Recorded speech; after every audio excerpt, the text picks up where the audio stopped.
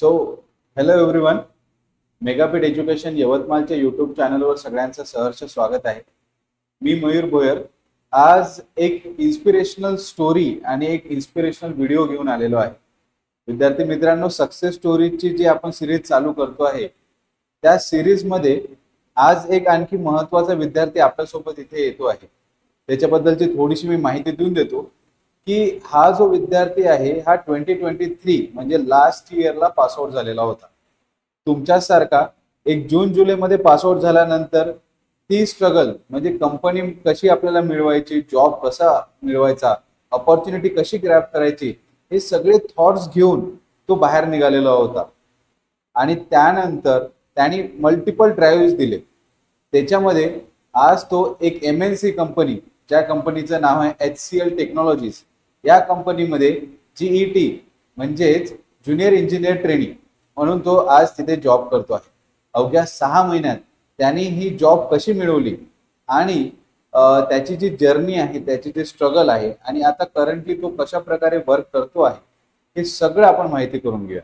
आणि आज मी इन्व्हाइट करतो, तुम्हाला स्क्रीनवर फोटो दिसतच आहे, ही डायनामिक जी पर्सनॅलिटी येणार आहे त्यांचं नाव आहे mister Jayesh Satpute. So I would invite Jayesh, please come. हे कॅमेरा आपलं माईक आपण स्टार्ट करून घेऊया आणि हे असं लाव. सो जयेश आपल्या सोबत आहे आणि विद्यार्थ्यांनो, जयेशला आपण काही प्रश्न विचारूया. हे प्रश्न तुमचेच राहतील, जे जनरल प्रश्न सगळ्यांचे राहतात की दादा तुम्ही कशी प्रिपरेशन केली. तर आपण सुरुवात इथूनच करूया. पण त्याच्या आधी थोडस 1-2 मिनिटं मला जयेश बद्दलचं थोडं बॅकग्राऊंड विचारायचं आहे. तर जयेश, तुझ्या थोडस बॅकग्राऊंड बद्दल आम्हाला माहिती दे. सर्वप्रथम नमस्कार सर. नमस्कार. नमस्कार. मला इथे धन्यवाद मला इथे आमंत्रित केल्याबद्दल. मी जयेश सातपुते. मी सर्वप्रथम अकोट इथे राहणार आहे. ओके, आपल्या विद्यार्थ्यांना पण कळव अशा स्क्रीन पुढे सांगून दे. मी अकोट इथे राहणार आहे, अकोला जिल्हा.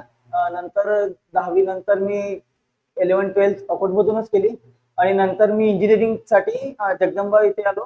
जगदंबा अभियांत्रिकी महाविद्यालय, तिथे मी कम्प्युटर इंजिनिअरिंग ची डिग्री केली आणि नंतर तिथूनच नवीन कंपन्यांना अप्लाय करता करता बरेचसे इंटरव्ह्यू राऊंड झाले आणि पेपर दिले. तर त्याच्यामधूनच मला मग HCL टेकची सुद्धा अपॉर्च्युनिटी आली आणि मग मी तिथे जॉईन केलेलं आहे. तर आता सध्या मी HCL टेक इथे वर्किंग आहे आणि माझा रोल आहे ग्रॅज्युएट इंजिनियर ट्रेनिंग आणि सध्या मी आता ट्रेनिंग फेज मध्ये आहे. ओके, तर जसं जयेश तुम्ही एक बॅकग्राऊंडची माहिती दिली, तर माझा जो सेकंड क्वेश्चन आहे, जो मी स्टार्टिंगलाच विद्यार्थ्यांपुढे मांडला होता, की जयेश हे प्रिपरेशन तू कशा प्रकारे केली होती. तर इंजिनिअरिंग मध्ये आल्यानंतरच फर्स्ट इयर मध्ये थोडस असं हे झालं की जो आतापर्यंत 12वी पर्यंत केलेला अभ्यास आणि इंजिनिअरिंग मध्ये जो अभ्यास होता तो एकदम थोडा वास्ट होता. की applied mathematics, applied physics, applied chemistry, applied engineering graphics, तर अशा प्रकारचे जे अप्लिकेशन बेस्ड जे लर्निंग होतं ते इंजिनिअरिंगच्या फर्स्ट इयर पासूनच सुरू झालेलं होतं. तर अप्लिकेशन बेस्ड कसं शिकायचं आणि कशा प्रकारे आपण इम्प्लिमेंट करू शकतो एखादी गोष्ट शिकल्यानंतर. फिजिक्स जर शिकलं तर इम्प्लिमेंट कशा प्रकारे होणार, केमिस्ट्री शिकल्यानंतर इम्प्लिमेंट कशा प्रकारे होणार, तर हे नॉलेज फर्स्ट इयर पासूनच सुरू झालं होतं. नंतर मग कोरोना आला. कोरोनामध्ये मग आम्ही घरी गेल्यानंतर लॉकडाऊनमुळे आम्ही सगळे घरी होतो. तर तिथेच मग युट्यूबचे व्हिडिओ, वेगवेगळे पॉडकास्ट हे पाहून मग लक्षात आलं की आपण जे शिकत आहे किंवा इंडस्ट्रीमध्ये जे लागते ते नॉलेज थोडंसं वेगळं आहे. इंजिनिअरिंग मध्ये जे आपल्याला शिकवलं जाते की थेरी बेस आणि इम्प्लिमेंटेशन एवढ्या मोठ्या प्रमाणावर काही तिथे होत नाही. आणि यवतमाळ सारख्या शहरातून जेव्हा आपण येतो तेव्हा इंडस्ट्रियल नॉलेज जे राहते ते विद्यार्थ्यांमध्ये खूप कमी राहते आणि इंडस्ट्रियल एक्सपोजर जो राहतो तो खूप कमी राहतो.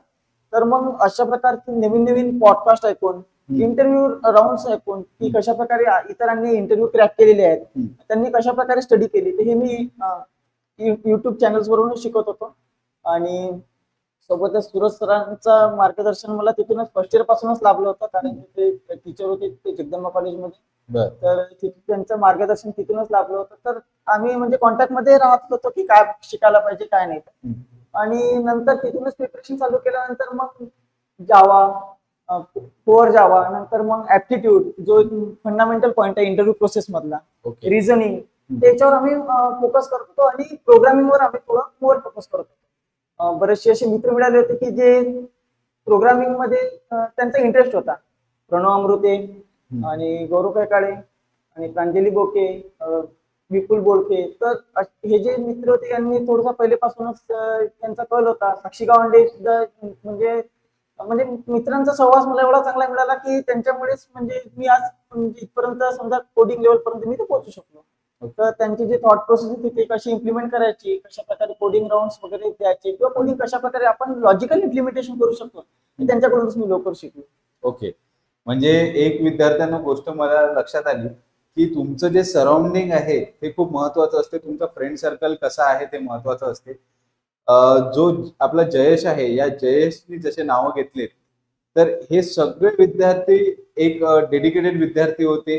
एक लो इन्कम बॅकग्राऊंड मधून आलेले आहेत आणि काहीतरी जीवनामध्ये एक्सेल करायचं आहे अशी भावना घेऊन आले. आणि अशा सर्कलमध्ये यांनी आज पण ते सगळे फ्रेंड्स आहेत तिथे आणि अशा बॅकग्राऊंड मधून येऊन यांनी सगळ्यांनी सोबत प्रिपरेशन केली. तर एकतर फ्रेंड सर्कल जो आहे, तुम्ही कोणासोबत अभ्यास करता तो विद्यार्थी खरंच अभ्यास करणार आहे की नाही करणार आहे, आणि नसेल करणार तर त्याला थोडंसं अवॉइड करून जो करणार आहे त्याच्यासोबत जास्त कॉन्टॅक्ट ठेवायचा. हे जे आहे हे आपल्याला स्वतःला समजायला पाहिजे. तर जयेश कडून आपल्याला एक गोष्ट माहित पडली. त्यानंतर जयेशनी 6 महिन्यामध्येच मल्टिपल ड्राईव्ह देऊन त्यांनी एक HCL टेक्नॉलॉजी सारखी MNC कंपनी, एमिनेंट कंपनी मध्ये तो आज जॉब करतो आहे. आणि जयेशचं लिंक्डइन प्रोफाईल तुम्ही जर बघाल, जयेश सातपुते नावाचं लिंक्डइन प्रोफाईल आहे, तुम्ही त्याच्यावर जा. आणि जेव्हापासून तो फायनल इयर मध्ये होता आणि त्याच्या आधी पण तुम्ही त्याच्या पोस्ट बघा, तो कधी पण काही पण सर्टिफिकेशन घ्यायचा, टेक्निकल कोर्स करायचा, या सगळ्या गोष्टी तो तिथे टाकायचा. कारण आपल्या सगळ्यांना माहिती आहे की लिंक्डइनवर सगळेच टॅलेंट ऍक्विजिशनचे टीमचे मेंबर्स, HR हे सगळे राहतात आणि जॉब्स अपॉर्च्युनिटी पण तिथून मिळू शकतात. आता ही जी HCL टेक्नॉलॉजीची जी अपॉर्च्युनिटी तुला आली जयेश, ती कशी आली? म्हणजे विद्यार्थ्यांना जर सांगायचं झालं की जर त्यांना जॉब घ्यायची असेल तर कुठल्या कुठल्या पोर्टल्सवर अपलोड करायला पाहिजे त्यांनी रिझ्युमे, थोडंसं गायडन्स. तर थर्ड इयर मध्ये आल्यानंतरच आम्ही मित्रांमध्ये एक व्हॉट्सअप ग्रुप तयार केला होता. ओके. ज्याच्यामध्ये आम्ही कोणालाही नवीन पोस्ट म्हणजे रिक्वायरमेंट निघाली की आम्ही त्या ग्रुपवर शेअर करत होतो, जेणेकरून ते आम्हाला आणि इतरांना हेल्पफुल राहील. तर असंच प्रणवने जेव्हा अप्लाय केलं तेव्हा त्यांनी सुद्धा लिंक फॉरवर्ड केली होती आणि आम्ही सुद्धा इंस्टाग्रामवर बरेचसे असे पेजेस फॉलो करत होतो. आणि सुरज सरांचं सुरज सर कॅम्पस ड्राईव्ह म्हणून एक व्हॉट्सअप चॅनल आहे, आम्ही त्याच्यावर सुद्धा बरंचसं आम्ही चेकआउट करत होतो. ते सुद्धा नवीन नवीन अपॉर्च्युनिटीज टाकत होते. तर अशा माध्यमातून आम्हाला तिथे एक लिंक मिळाली की HCL हायरिंग करत आहे म्हणून, तर ग्रॅज्युएट इंजिनियर ट्रेनिंग रोलसाठी. तर आम्ही तिथून अप्लाय केलं. जानेवारीमध्ये आम्ही जानेवारी 2023 मध्ये आम्ही अप्लाय केलं. म्हणजे जानेवारी 2023 मध्ये तुम्ही जेव्हा फायनल इयरला होते, लास्ट सेमिस्टरला होते, तेव्हा तुम्ही अप्लाय केलं. तर तेव्हा आम्ही अप्लाय केलं आणि तिथून मग रिझ्यूम शॉर्टलिस्टचा मेल आला आणि नंतर मग त्यांनी एक ऍप्टी राऊंड घेतला आणि मग प्रोग्रामिंग फंडामेंटल्सवर एक राऊंड घेतला. आणि अशा प्रकारे नंतर 31 मे 2023 मध्ये इंटरव्ह्यू झाला. अच्छा. जानेवारी मध्ये अप्लाय केल्यानंतर 31 मे ला माझा इंटरव्ह्यू झाला. आणि तिथूनच मग इंटरव्ह्यू झाल्यानंतर मग पुन्हा आम्हाला ट्रेनिंग आली. प्री जॉईनिंग ट्रेनिंग म्हणून होती, जे कोर जावावर बेस होती. ओके. आणि जवळपास 1.5 महिना आमची ती ट्रेनिंग चालली. आणि नंतर मग आमचे पेपर होऊन आम्हाला ऑनबोर्डिंग प्रोसेस स्टार्ट झाली. म्हणजे 1.5 महिना जेव्हा यांची ट्रेनिंग झाली तर त्याच्यामध्ये तुम्हाला सॅलरी होती की फक्त ट्रेनिंग इनिशियल? नाही, फक्त ट्रेनिंग होती सर. ओके. म्हणजे 1.5 महिना यांना HCL टेक्नॉलॉजीने ट्रेन केलं आणि त्यानंतर यांची टेस्ट झाली. बरं, ह्या टेस्टची अपॉर्च्युनिटीज आपल्याला किती मिळतात? म्हणजे जर लेट सपोज माझ्यासारख्यानी एखाद्या 1.5 महिना ट्रेनिंग घेतलं आणि मी फेल झालो तर मला मग कसं? मला आपल्याला 3 चान्स मिळतात. ओके, 3 चान्स मिळतात. तर 3 चान्स मध्ये जर आपण नाही करू शकलो ती टेस्ट तर मग आपल्याला ते ऑनबोर्ड नाही करणार. आणि म्हणजे ती 1.5 महिन्याची ट्रेनिंग झाल्यानंतर हे विद्यार्थ्याने ते टेस्ट क्रॅक केली आणि क्रॅक केल्यानंतर यांना ऑनबोर्डिंग मिळालं. म्हणजे स्टार्टिंगला तुमचे ऍप्टिट्यूड, रिझनिंग आणि जे टेक्निकल आहे ते सगळे राऊंड झाले. नंतर इंटरव्ह्यू राऊंड सुद्धा झाला, तोही HR आणि टेक्निकल होता. आणि नंतर मग आमची ट्रेनिंग होऊन पुन्हा पेपर झाला. आणि ते पेपर ऑफलाईन राहतात, इन सेंटर नागपूरमध्ये जाऊन इन सेंटर मध्ये द्यावं लागतं. अच्छा. तर बघा, म्हणजे धुकधुक जी राहते की 2 महिने नाही का ट्रेनिंग घेतल्यानंतर मला जॉब मिळेल की नाही, ते धुकधुक मधून हे गेले आणि त्या 3 अटेम्प्ट मध्ये हे पास झालेत आणि क्वालिफाय होऊन ऑनबोर्डिंग झालं. आणि विशेष म्हणजे यांचा जो सर्कल यांनी मेन्शन केला याच्यातले मॅक्सिमम ऑलमोस्ट सगळे की मॅक्सिमम बरेच जण लागले. बरेच जण यांच्या सर्कल मधले त्या एसटीएल टेक्नॉलॉजी मध्ये तिथे सिलेक्ट झाले. तर विद्यार्थी मित्रांनो, हे याच्याकडून जयेशकडून शिकण्यासारखं आहे. तुम्ही आता पण याचा स्वभाव बघा, याचं बोलणं बघा की इतकं सिन्सिअर स्टुडंट एखाद्या टीचरला मिळणं म्हणजे किती नाही का चांगली गोष्ट असते. आज तो वेळात वेळ काढून त्याची नागपूरला जॉब असते, 9 ते 6 त्याचे जनरल शिफ्ट मध्ये ऑफिस चालतं, फॅमिलीला भेटणं, पण त्याच्यामध्ये सुद्धा तो त्यांच्या टीचरला विसरला नाही. सूरज सरांचं त्याचे चांगले रिलेशन आहेत. ते टीचर आणि हा स्टुडंट एक प्रकारचं त्यांचं बॉन्ड आहे आणि तो परस्पर यांना भेटायला आला, इथे आला.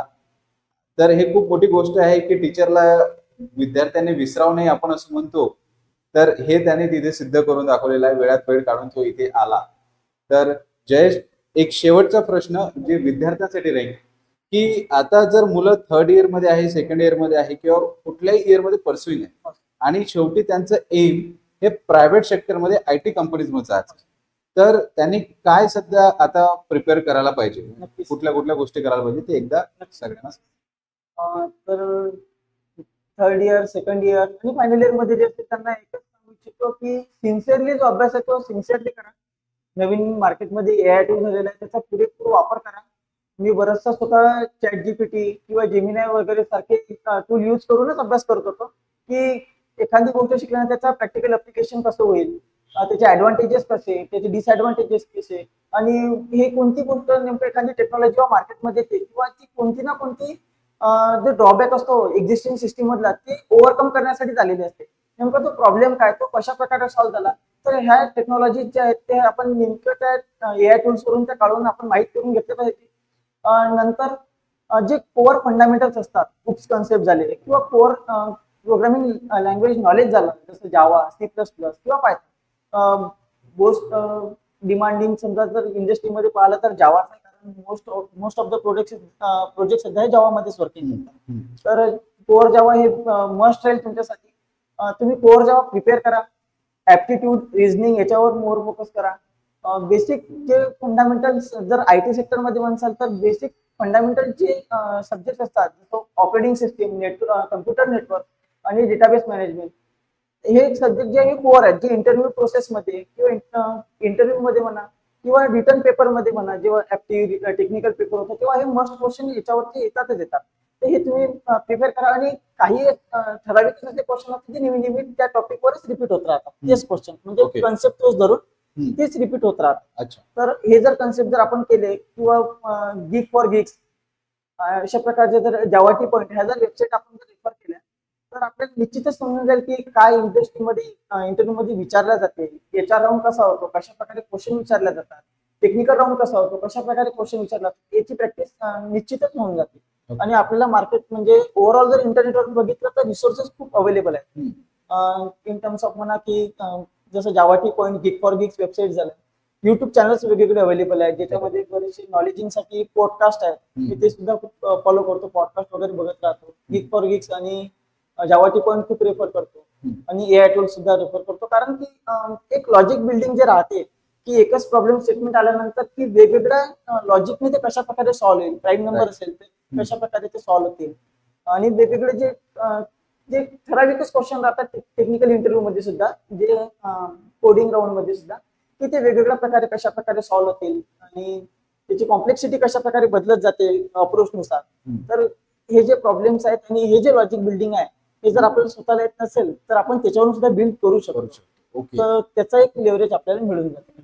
तर जसं जयेशने सांगितलं, geeks for geeks, Java T point या वेबसाईटला तुम्ही रेफर करा जर तुम्हाला टेक्निकल नॉलेज किंवा इंटरव्ह्यू क्वेश्चनच्या रिलेटेड माहिती घ्यायची असेल. तुम्ही जास्तीत जास्त पॉडकास्ट बघा. रिलिव्हंट पॉडकास्ट जर तुम्ही बघाल तर तुम्हाला कम्युनिकेशनसाठी पण हेल्प होईल आणि टेक्निकल नॉलेज पण तुमचं वाला इन्क्रीज होईल. आणि सोबतच प्रॅक्टिस जी आहे ती करणं महत्वाचं आहे. आणि जसं यांनी सूरज कॅम्पस ड्राईव्ह नावाचा व्हॉट्सअप ग्रुप, सोबतच यांनी मित्रांनी बनवलेला व्हॉट्सअप ग्रुप, या सगळ्यातून अपॉर्च्युनिटी शेअर करणं आणि त्या इंटरव्ह्यूला अप्लाय करणं, या सगळ्या गोष्टी यांनी केल्या. तर हे जॉब ओरिएंटेड राहिले, डेडिकेटेड राहिले, म्हणूनच हे 6 महिन्यात जॉब मिळू शकले. कारण असं एक मार्केटमध्ये झालेलं आहे की मागच्या 2-3 वर्षात जॉबच नाही. मग जर जॉब नाही आहे, तर यवतमाळ सारख्या रुरल ठिकाणी जिथे ना रेल्वे आहे, ना विमान आहे, आणि HR इथे कशाला येईल जर अर्थी त्याला नागपूर, पुण्यासारख्या सिटीमध्ये मुलं मिळत आहे. अशा यवतमाळ सारख्या रुरल बॅकग्राऊंड मधून निघून यांनी जॉब ऑपॉर्च्युनिटी मिळवली. एवढ्या सगळ्या जणांच्या कॉम्पिटिशन मध्ये यांनी जॉब ऑपॉर्च्युनिटी मिळवली. म्हणजे डेडिकेशन कुठे ना कुठे तुमचं असायला पाहिजे. आणि हे जे कमेंट्स मध्ये म्हणतात की नाही का कोणीतरी नाही का जो लागलेला आहे त्याने सांगा, तर हा लागलेला विद्यार्थी आहे आणि हा तुम्हाला सांगतो आहे, म्हणून याचं गायडन्स तुमच्यासाठी एक चांगल्या प्रकारचं गायडन्स असेल विद्यार्थ्यांना. तर थँक्यू जयेश, तू आमच्या इथे आला. मेगाबीट एज्युकेशनचा तू फॅमिलीचा मेंबर आहे आणि नेहमीच आमच्या कनेक्टमध्ये राहा. काही विद्यार्थी असे असतात ज्यांचा बॉन्ड एक परमनंट बॉन्ड असतो. सूरज सरांचा, माझा, पण जास्तीत जास्त सूरज सरांचा जो जयेश सोबतचा बॉन्ड आहे तो खूप चांगला आहे आणि असाच एक टीचर आणि स्टुडंटचा बॉन्ड असायला पाहिजे फॉर एव्हर. तर तुझ्या फ्युचरचे जेवढे पण इच्छा आहेत, इंडिवर्स आहेत, ते सगळं पूर्ण हो अशी मी इच्छा बाळगतो. आणि थँक्यू सो मच. असाच आमच्या मेगाबीट एज्युकेशन साठी वेळ देत राहा. नक्कीच नक्कीच नक्कीच बोलवल्याबद्दल धन्यवाद. या तर जयेश मनपूर्वक आभार. आणि अशाच आणखी सक्सेस स्टोरीज बघण्यासाठी आपल्या चॅनलला सबस्क्राईब करा. आणि काही तुम्हाला इन्फॉर्मेशन पाहिजे असेल अपॉर्च्युनिटीज बद्दल किंवा HCL टेक्नॉलॉजीज बद्दल किंवा करंट मार्केट सिनारिओ बद्दल, तर जयेश सातपुते हे जे नाव दिसत आहे इथे, लिंक्डइनचे याच्या प्रोफाईलला फॉलो करा, कनेक्ट करा आणि याच्याशी कोऑर्डिनेट करा. तर आजची व्हिडिओ आपण इथेच संपूया. Thank you everyone. Thank you so much.